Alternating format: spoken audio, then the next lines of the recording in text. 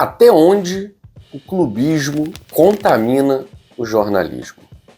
Isso é o que mais temos visto nos últimos anos. Mas o pior, a pergunta que se faz necessária é: desde quando o jornalismo passou a servir como assessoria de empresário de jogador? E desde quando no jornalismo passou-se a escutar apenas uma parte? O jornalismo deixou de ser imparcial quando? Ou será que nunca foi? Enfim, o jornalismo esportivo brasileiro vive uma crise muito grande. Será que essa crise é natural da competição e, de certa forma, da igualação com os nichos de internet? O jornalismo percebeu que perdeu engajamento, perdeu espaço, perdeu clientela, perdeu visualização e precisa se igualar a esse grande nicho do YouTube, do Instagram, ou a qualidade realmente é que tem sido péssima nos últimos anos dos jornalistas que fazem a cobertura dos clubes. Tudo isso por conta de uma matéria veiculada, que não foi um caso isolado, claro, né? Um caso isolado não valeria um vídeo aqui do Dois Toques. Isso vem acontecendo com certa frequência. Uma matéria enviesada, quase que uma assessoria de imprensa, de empresário, a gente não pode dizer que é, contendo, basicamente, fatos de um lado só, omitindo fatos do outro lado, e pior, omitindo fatos públicos que contrariam completamente o teor da reportagem. A gente vai falar sobre isso depois da vinheta.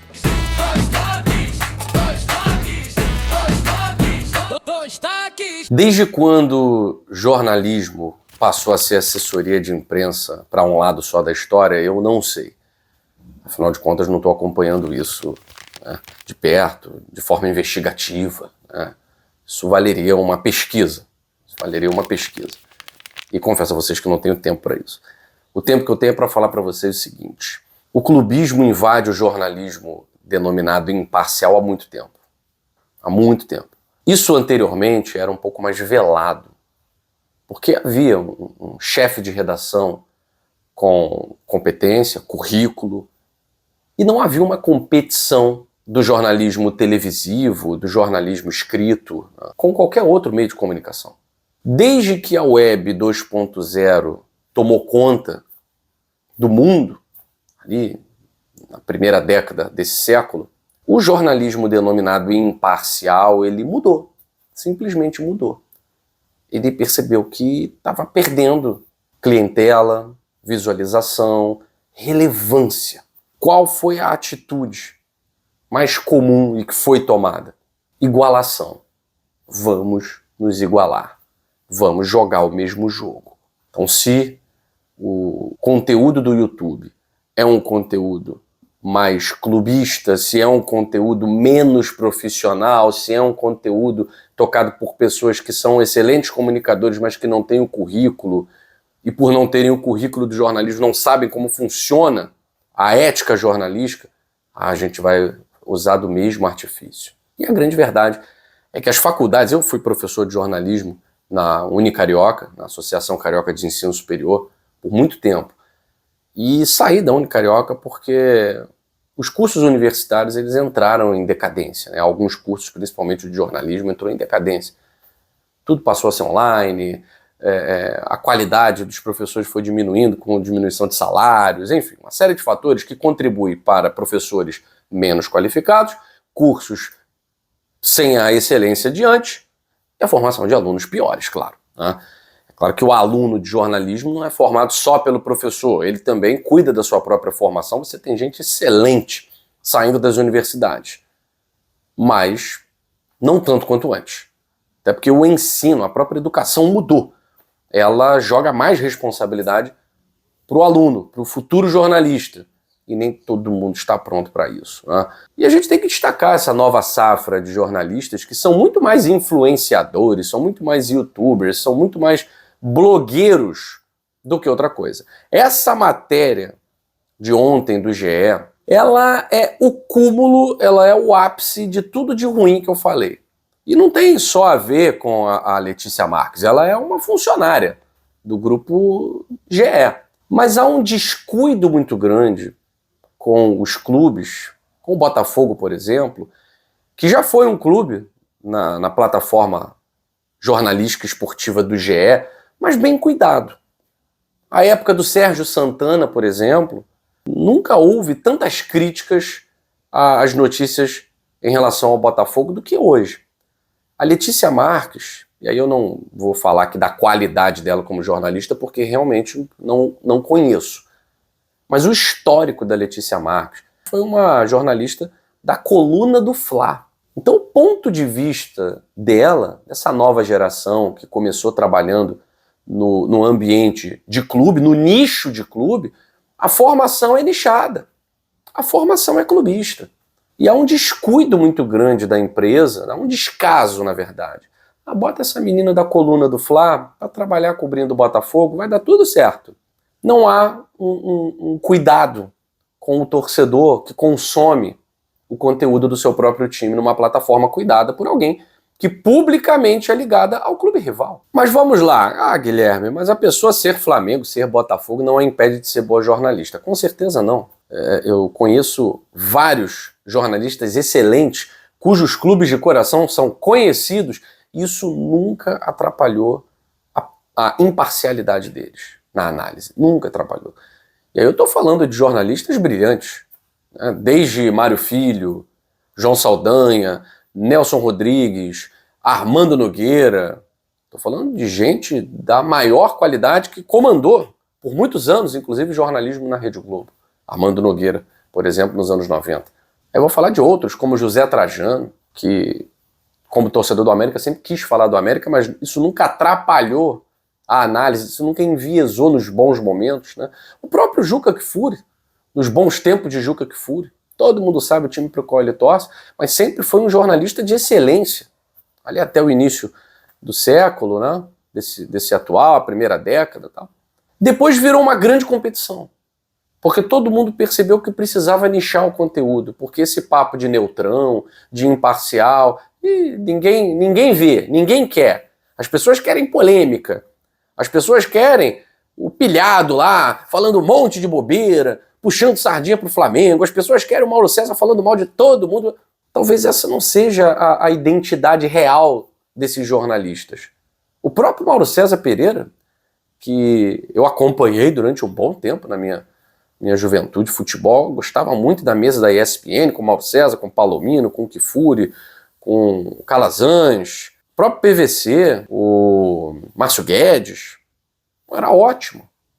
Mas, infelizmente, a Web 2.0, a internet, entrou na cabeça desses caras, entrou na cabeça do chefe de redação, e agora o conteúdo é nichado, o conteúdo é clubístico.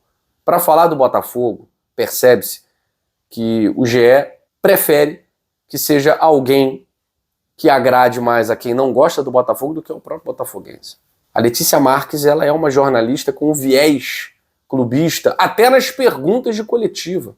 Ela sempre faz uma pergunta polêmica, ela sempre gosta de colocar fogo no parquinho. Só que essa matéria não é só o clubismo. Se fosse isso, daria até para... Guilherme, isso é exagero. É exagero. Mas não é só o clubismo. A questão é como a matéria é construída ouvindo um lado, ignorando o outro, trazendo fatos selecionados e deixando de lado outros fatos públicos.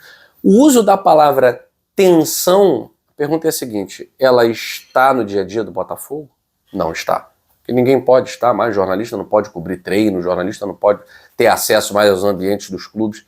Então ela não está no dia a dia do Botafogo e de clube nenhum. Quem é a fonte dela para dizer que há uma tensão dentro do Botafogo? Não é. Dentro do Botafogo não é. Conheço muito bem ali o assessor de comunicação, o senhor Júlio Graco, conheço o diretor de futebol, que é o Léo Coelho. Ninguém passa esse tipo de informação. Quem é a fonte para dizer que há uma tensão? Claramente, os representantes, os empresários do Danilo, querendo criar essa tensão.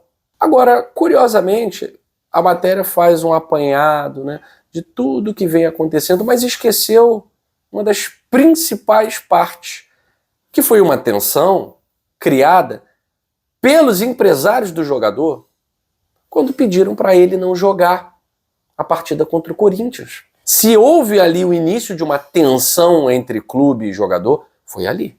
Quem dá razão, quem dá início a essa tensão não é o clube, são os empresários do jogador. E isso a matéria esqueceu, a matéria omitiu.